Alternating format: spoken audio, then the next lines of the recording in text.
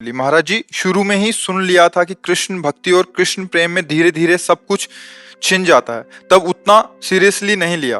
अब इधर सब कुछ धीरे धीरे छिनता जा रहा है और कृष्ण प्रेम भी अभी प्राप्ति वैसी नहीं मिल पा रही। महाराज जी कृपा मार्गदर्शन। तुम्हारा था क्या जो छिन गया, हमें बताइए भाई। रिपोर्ट तो हम तब कर सकते हैं जब हमारी कोई वस्तु छिनी हो। आपका था क्या, हमें बता दीजिए। आपने क्या रचना की और आपका क्या पुरुषार्थ था, किसमें?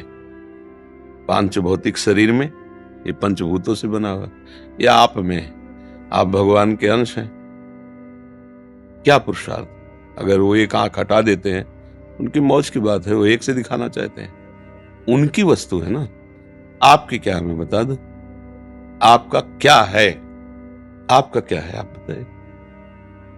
पढ़े लिखे गए आप तो भगवान ने बुद्धि दी है ना। बुद्धि का हरण कर ले तो फुटपाथ में कागज बटोरते घूमते। है क्या आपके पास? अब जो बात आई छिन गई, तो इसका प्रारब्ध है, आप समझो। जो हम लोग कहते हैं भगवान सर्वस्व छीन लेते हैं, उसका तात्पर्य होता मन और इंद्रियों को भगवान में समर्पित होना। भगवान अपने बच्चों की बाहरी लीलाओं का, खेल खिलौनों का विनाश नहीं करते। भाव को समझिए। अवश्य में भोक्तव्यम कृतम कर्म शुभाशुभम। अभी आप उस कोटि के शरणागत नहीं कि आपके शुभ और अशुभों का विनाश हो गया हो, समझना। आप खुद स्वीकार करते हैं 2 वर्ष से भक्ति में। अब किस कोटि की भक्ति है 2 वर्ष में जागृत हो गई वो आप देखो। इसके पीछे क्या होता है जन्म जन्मांतरों में, इसी जन्म में आप देखो। तो जो बोया है पीछे साल की फसल, खाना तो पड़ेगा ना। और उसमें कह दें कि हमने बम्बूल बोया था, कांटे आ रहे हैं, भगवान ने जब से भक्ति शुरू की तब से कांटे खाने को मिल रहे हैं, गलत बात। पिछले वर्ष जो आपने किसानी में बोया, इस वर्ष वही खाओगे। अब जो बो रहे हो उसे तुम आगे फसल काटोगे। अभी इस कोटि का तुम्हारा ज्ञान या भक्ति नहीं आई जिसने जन्म जन्मांतरों के संस्कारों को भस्म कर दिया हो और विशुद्ध ज्ञान से प्रकाशित हो गया हो, तो फिर प्रश्न ही नहीं आएगा कि हमारा छीन लिया क्या। भ्रम, अज्ञान, मोह, पाप। भगवान क्या छीनते हैं? ये छीनते हैं। नहीं, लड़का छीन लिया तो भ्रम ही तो था, तो कि वो तुम्हारा पुत्र है।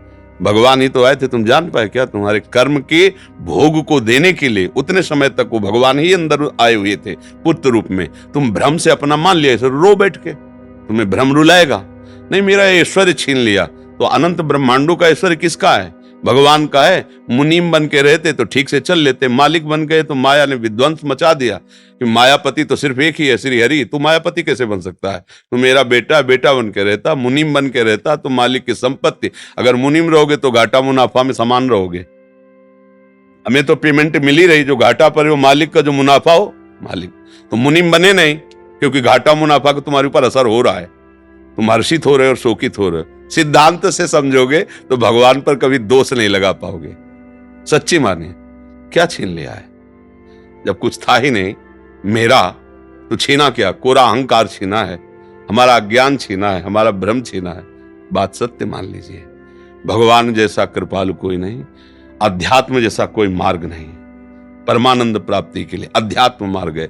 जब हम अध्यात्म मार्ग में चलते हैं तो इसमें एक गुप्त बात है कि अनंत जन्मों के पापों को भगवान भस्म कर देते हैं। पर जो उन जन्मों से पाप कर्म का फल निकालकर इस शरीर की रचना हुई है, वो हमें भोगना पड़ेगा।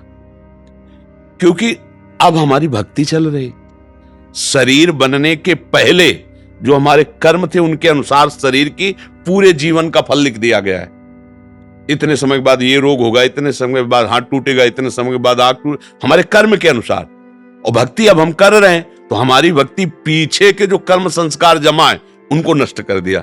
आगे जो कर्म संस्कार भक्त हैं इसलिए गंदे होंगे नहीं। अगर भूल चूक से हो भी जाएं तो भगवान उससे क्षमा कर देते हैं। रात न प्रभु चित्त चूक किए की, करत सुरत 100 बार ही की। हृदय से देखते मेरा भक्त क्षमा कर देते हैं। पर इस शरीर का जो भोग आया है, इसको भोगना पड़ेगा। बड़े बड़े संतों में देखो, रामकृष्ण परमहंस जी के गले में कैंसर था, हर तरह के भोग।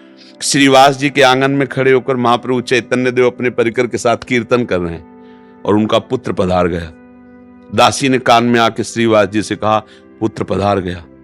बीमार था, पधार गया। उनका दोबारा आवाज नहीं। महाप्रभु के कीर्तन में फर्क नहीं पड़ना चाहिए। और मंजीरा जोड़ के और जोर से कीर्तन करने लगे, नाचने लगे। महाप्रभु चैतन्य देव रुक गए और उनका, श्रीवास मेरा मन कुछ सुस्त सा हो रहा है, कोई घटना घटी क्या? उनका, प्रभु क्या घटना घट सकती, जहां आप मंगल मूर्ति नाम कीर्तन हो रहा वहां घटना क्या घट सकती? तब किसी भक्त ने बताया कि श्रीवास का बेटा पधार गया। तो उनका बताया क्यों नहीं? बोले प्रभु बताने की क्या बात है, आपका था, आपने उसे अपनी सेवा में भेज दिया। और जिस जीव को यह सौभाग्य मिले कि आप स्वयं कीर्तन कर रहे हैं और वो पधार रहा है, इसके लिए तो बड़े बड़े ऋषि मुनि याचना करते हैं। प्रभु ये कोई शोक की बात है, ये कोई दुख की बात है? ले वो आनंदित है, पुत्र पधार गया, वो आनंदित है कि उस जीव को जो सौभाग्य मिला। बड़े बड़े ऋषि मुनि ऐसी याचना करते हैं, और वो था नहीं मेरा, आपका था, आपने बुला लिया आपने। अब ये है भक्ति का रंग, इसमें क्या छिन गया? जो जीव जितने समय के लिए आए उतने समय तक रहेगा और चला जाएगा। ये शरीर जितने समय तक के लिए पहले ही निर्धारित हो चुका है, इसके बाद ये चला जाएगा। भैया अगर विवेक से देखोगे तो भगवान की कृपा तुम्हें दिखाई देगी, अविवेक से देखोगे तो लगेगा भगवान के साथ हमने क्या बुरा किया जो उन्होंने हमारा छीन लिया। और भगवान स्पष्ट कह रहे हैं, अवश्य में वो भोक्तव्यम कृतम कर्म शुभाशुभम, भोगना पड़ेगा तुम्हें जो तुम कर्म कर रहे हो। एक उपाय है, ऐसी शरणागति प्राप्त करो कि अहम भी समर्पित हो जाए, तो सब भस्म हो जाएगा। अभी उसमें प्रवेश ही नहीं हुआ है, उस शरणागति में तो प्रवेश ही नहीं हुआ, जिसे शुद्ध परमार्थ कहते हैं, उसका ककारा भी नहीं आता है, तो वो बात तो बनी नहीं।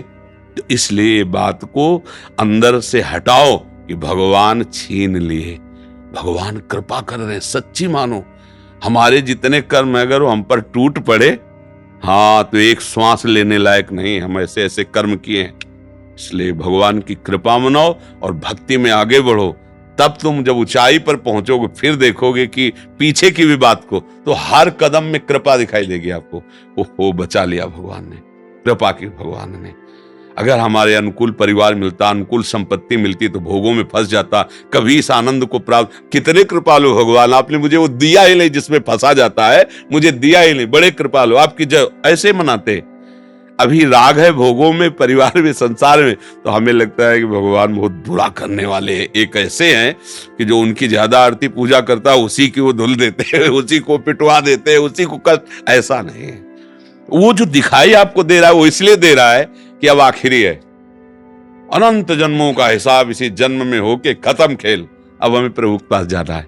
ये बात अगर आप देखोगे तो आप रो पड़ोगे कि जिन कर्मों को मैं लाखों जन्म भोगता फिर भी नहीं काट पाता, उनको भगवान ने इसे चुट पुट थोड़ा बारा कष्ट दे के निपटा दिया और अपने पास बुला रहे हैं। बड़े कृपालु भगवान है। तो हमें तो कृपा ही कृपा नजर आती भैया। भगवान पर दोष करने का तो हमें कभी समझे में नहीं आया। अगर आता तो हम कह देते हैं, ऐसा कह देते हम, पर हमने आज तक ऐसा नहीं देखा है। जब कभी कहीं कोई हृदय में जलन हुई तो मेरे विचार की कमी हुई, मेरे आचरण की कमी हुई, मेरे भगवान की नहीं। सच्ची कहता हूं, उनका ऐसा प्यार है, उनका ऐसा दुलार है, मतलब करोड़ों प्राण हो तो भी उनके आगे बलिहार है। भगवान की तरफ से तो कृपा ही कृपा है, कृपा ही कृपा है। बोलो हमारे ऐसे कोई पुण्य है कि हम वृंदावन आने लायक हैं? सोचो जरा, जिस वृंदावन के लिए बड़े बड़े महापुरुष, जो रज शिव शनकादिक याचत, सो रज शीस चढ़ाऊं, किशोरी तेरे चरणन की रज पाऊं। भला इस रज में हम आने लायक? श्री राधिका कृपा बिन सबके मना नगम, मन से भी नहीं सोच सकते वृंदावन। आप तन से आए हो वृंदावन, आपके ऊपर कितनी कृपा लाडली की। यदि वो छीनने वाले होते तो तुम्हें भेजते ही नहीं यहाँ। सोचो। अच्छा, हनुमान जी को देख करके विभीषण जी के हृदय में भा कि अब मुझे भाव भरोस हनुमंता, बिनु हरि कृपा मिल। आप संत समागम में बैठे हैं, ओ भाग्य। सुत दारा धन लक्ष्मी, पापियों के घर होए, संत समागम हरि कथा, तुलसी दुर्लभ। भगवान ने छीना नहीं, आपको दिया है। दुर्लभ मनुष्य दे, दुर्लभ सत्संग, दुर्लभ भगवान नाम, ये सब दिया है। आप देने पर नजर करो। जो छीनने की बात करे वो विनाशी है, वो अपने समय से नष्ट हो जाएगा, उसे कोई छीनता नहीं है। बर्फी रख दो जो बहुत बढ़िया दिखाई देती, 2-4 दिन में ऐसी फफूंदी और दुर्गंध हो जाए, क्योंकि उसका स्वरूप ही यही है। खाने क्या देखने लायक नहीं रह जाएगी। देखो, एक समय चिकने चुपड़े बच्चे थे, जवान हुए, झुर्रियां पड़ रही, मरने की दशा रही। ये भगवान थोड़ी कर रहे हैं, ये इसका स्वभाव है भैया। फूल है, फल लगा, पका, गिरा, खाया गया मल बन गया, नहीं खाया गया सड़ गया। ये सिस्टम है, परिवर्तनशील विनाशमय ये सिस्टम है, इसको दोष नहीं दिया, ये सिस्टम है। हर लोग का अलग अलग सिस्टम है, ये यहाँ का सिस्टम है। वही तुम्हारे साथ जब हो रहा तुम्हें लग रहा भगवान छीन रहे हैं, तो यहां कुछ अविनाशी हो तो मुझे बताओ, कुछ अविनाशी प्रभु ने अविनाशी चीज तुम्हारी छीन ली हो तो हमें बताओ। जब भगवान लिख दिए हैं, मान लो आप जाओ किसी पुस्तकालय में और कह दो जरा एक इंजेक्शन 2 टेबलेट और वो जरा, तो कहेगा भैया लिखा क्या देख लो इसमें। बोले पुस्तकालय, तो बोले आप मांग क्या रहे हो, औषधालय जाइए आप, इसमें भगवान ने लेबिल में लिख दिया है दुखालयम अशाश्वतम, दुखालय और नाशवान। अब भगवान ने क्या छीना है भैया, इसमें लेबिल लगी हुई, पहले पढ़ो, जहां तुम आए हो इसका नाम मृत्यु लोक है, इसमें दुख ही दुख है, इसमें सब कुछ छूटने वाला है। अब तुम पकड़ के बैठो कि हमारा ना छूटे, तो आज तक कोई ऐसा नहीं रहा कि जिसका पकड़ा हुआ कुछ बचा हो, सब छूट गया है, शरीर भी छूट गया है। क्या मिला, नाम, परम धन राधा नाम। कबीरा सब जग निर्धना, धनवंता नहीं कोई, धनवंता सोई जानिए जाके राम नाम, राधा नाम, कृष्ण नाम, श्याम नाम। तो भैया आपको प्रभु ने दिया है, वो दाता है, वो लेने वाले थोड़ी हैं।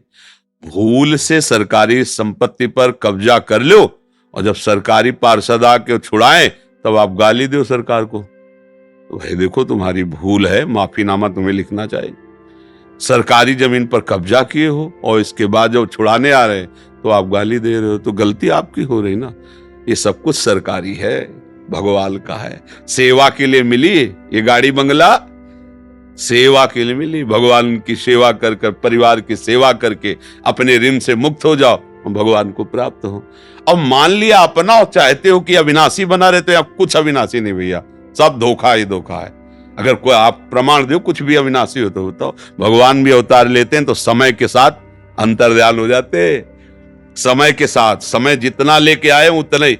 जब भगवान नहीं ज्यादा रुके समय के आगे प्रगट अवतार में, तो हम तुम कैसे आशा करें कि भैया जरा हमें संजीवनी मूर्ति चटा देना, कि हम थोड़ा नहीं, जितनी आयु है, छठी राव के अंक जो विधना ने लिख दिए, छठी राव के अंक राई घटे न तिल बढ़े, रहुरे जीव निशंक।